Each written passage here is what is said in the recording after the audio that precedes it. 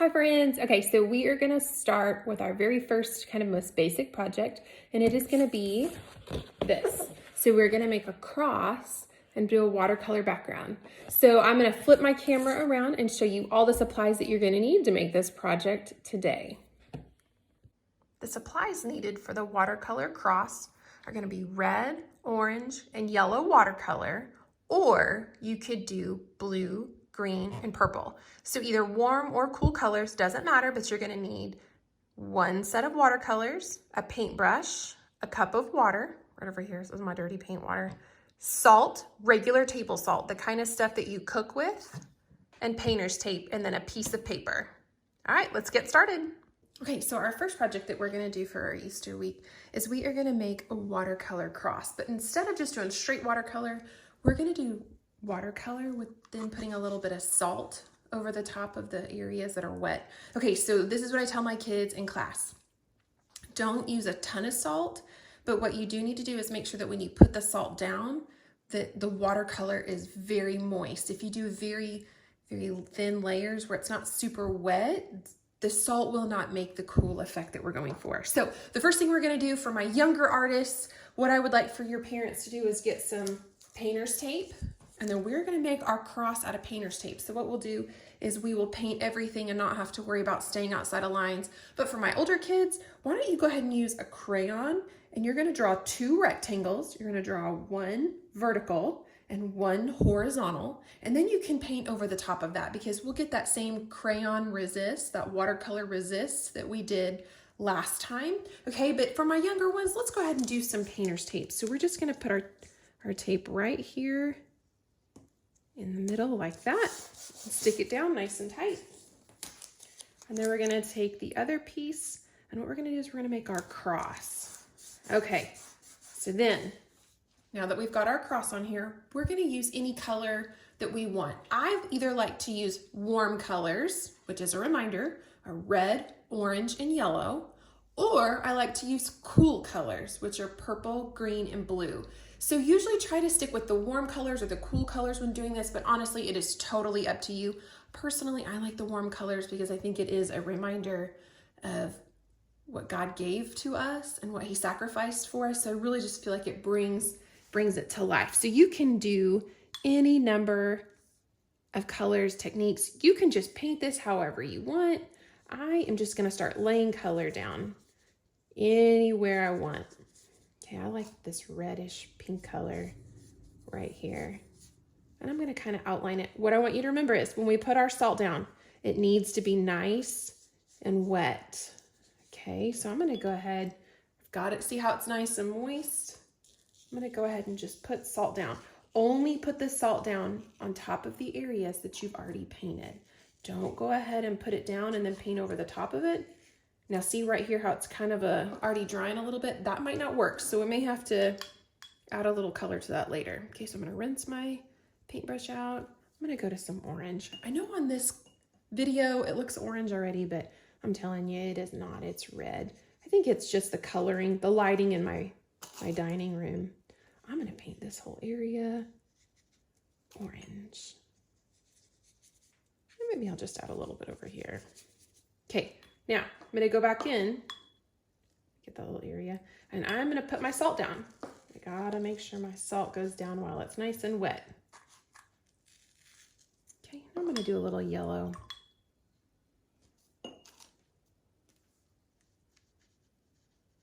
But for our little artists, they can do it however they want. See how we're gonna mix the colors a little bit? I think that looks really great.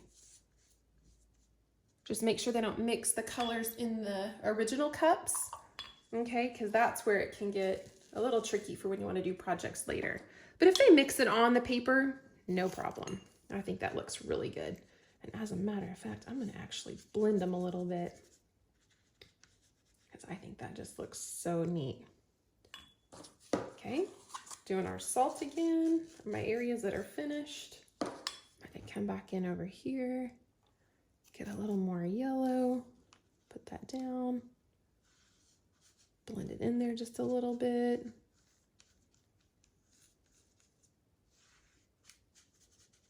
Okay, more salt.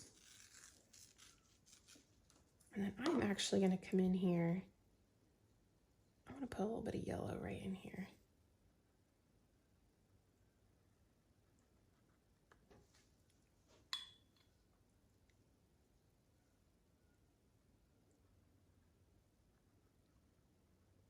Okay, I'm gonna put just a hair bit more salt back on there. Okay, you can already see what's happening right down here. Do you see that? That's from the salt. So this salt does this really awesome effect. Okay, so what we're gonna do is we're gonna stop and we're gonna put this to dry. My littlest artist will come back and we'll add some lines around so that it will really emphasize the cross, but we're not gonna do that till it's totally dry. But before we put the lines on for the outline of the cross, we'll have to scrape some of the salt off. So I will be back with you in just a minute. I'm gonna make sure I've gotten all my salt areas covered, all my watercolor areas covered with salt, and then I will show you what we're gonna do next. Okay, now that our picture has dried, what we need to do is get all the salt off of here. So what I have done is I've taken some extra scrap paper from one of the other projects I've been working on with you guys, which is the little bunny garland. And I just took it and doubled it up a couple times. And what I'm gonna do is I'm gonna scrape all the salt off. Just gonna scrape all that and make a little pile. If you use your fingers to do this, it will work, but it might make your fingers a little bit raw. So I would suggest using something that has a little bit of an edge that you can use to scrape. So what's really cool is that once we remove the salt, the texture that was created by the salt is left behind. So we get this really neat effect. Okay, let me double check with my fingers that I got it all off. There's a little bit still on there that I'm just gonna dust off.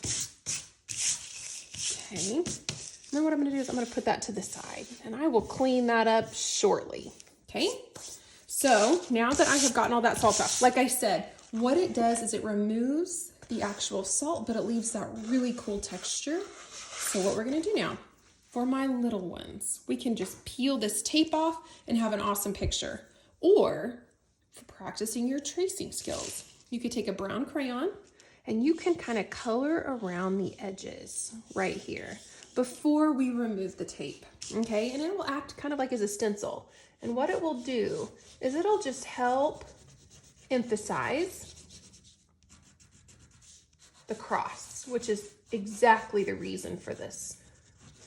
We want to emphasize the cross and what Jesus did for us. Now, if you color on the blue tape, doesn't matter, because what we're going to do is we're going to peel it off anyway.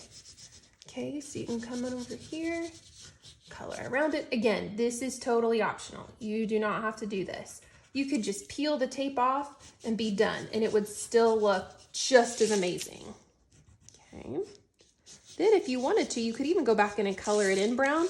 I like the effect of it being white. I think it looks really neat with the brown on the outside of it for emphasis, but it lets the cross stand bold and white.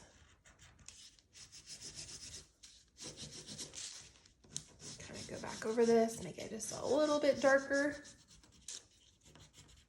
Okay. All right, now let's reveal. Let's take this tape off.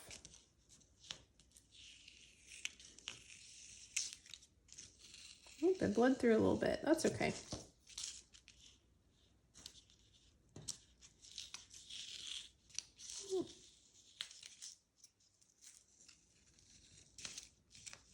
Gently pulling so I don't tear my paper.